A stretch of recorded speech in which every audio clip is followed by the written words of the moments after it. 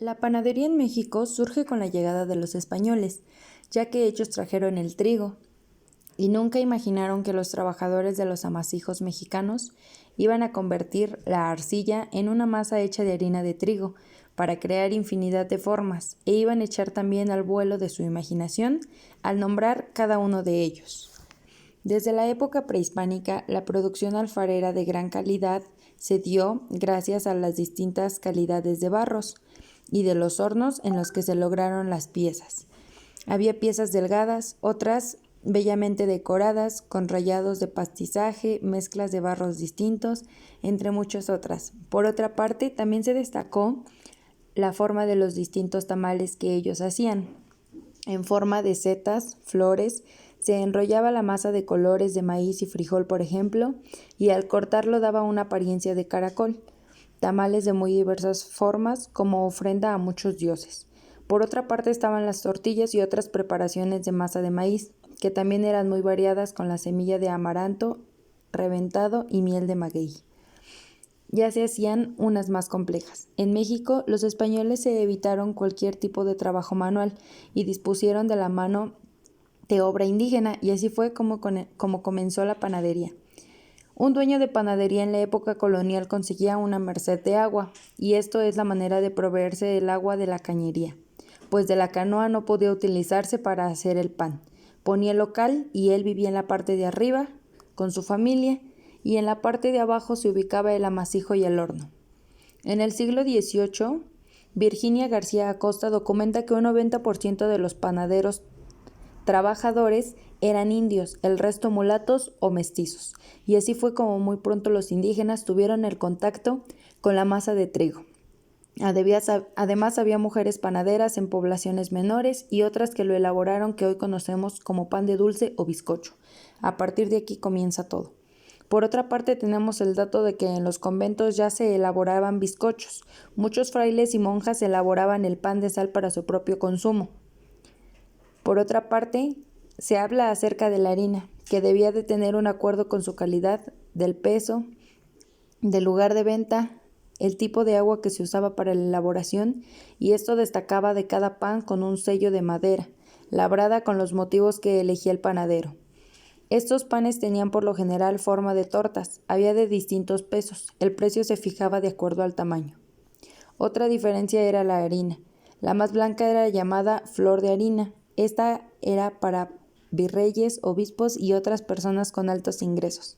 El pan más corriente recibió el nombre de pan vaso, ya que se hacía con harina morena, y su nombre viene de las palabras pan y vaso o bajo, que es pan para los pobres.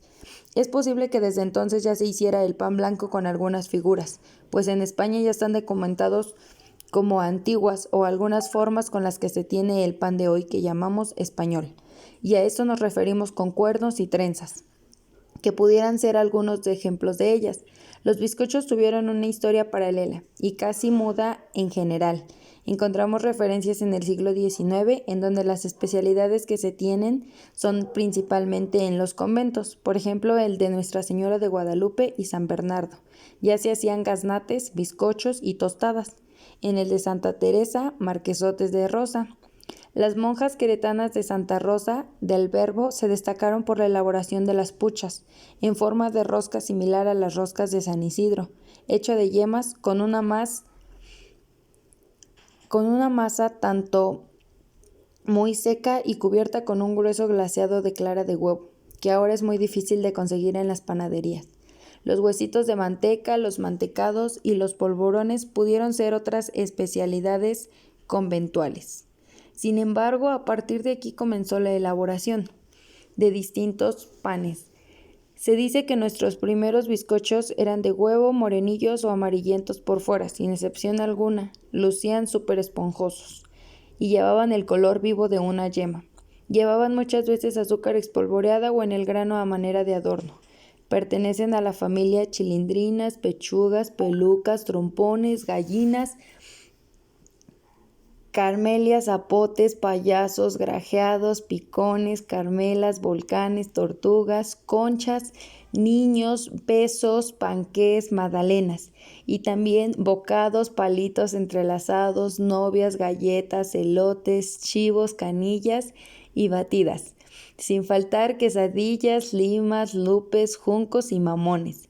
Y aquí se refiere por ciento al que el mamón debe su nombre a la manera en que absorbía el chocolate al sopearlo. Por otra parte tenemos el pan de fiesta, el cual surgió como especialidad para las fiestas patronales de cada pueblo. Como se transportaba en burro de una población a otra, también se llamó pan de burro. En épocas pasadas para hacerlo se utilizaba el pulque como levadura, lo que le daba un sabor súper característico. En general tiene forma redonda y va adornado con masa del mismo pan, en forma de trenza o bien de festones distintos. A este adorno en algunos lugares se le llama el bordado. Todas las poblaciones tienen su forma y su receta preferida de hacerla. También es importante resaltar que en México y la panadería mexicana es la única que hace el pan ceremonial para las ofrendas de muertos. Además del pan de la fiesta, para los días de muertos en México, el pan tendrá un lugar súper especial para la ofrenda. Se elaboran cientos de panes y de formas variadas. En este tiempo es cuando los hornos de bóveda caseros se encienden. Las madres, las abuelas, los abuelos y los padres que son panaderos echan a volar la imaginación haciendo a veces las figuras más tradicionales de Día de Muertos en formas representativas a las hojaldras. El libro Masa y Poder pudo ser escrito por un panadero mexicano. Bien dice Ángel del Campo Micros que cada pan lo bautizamos como si se tratara de un animal doméstico o una plaga.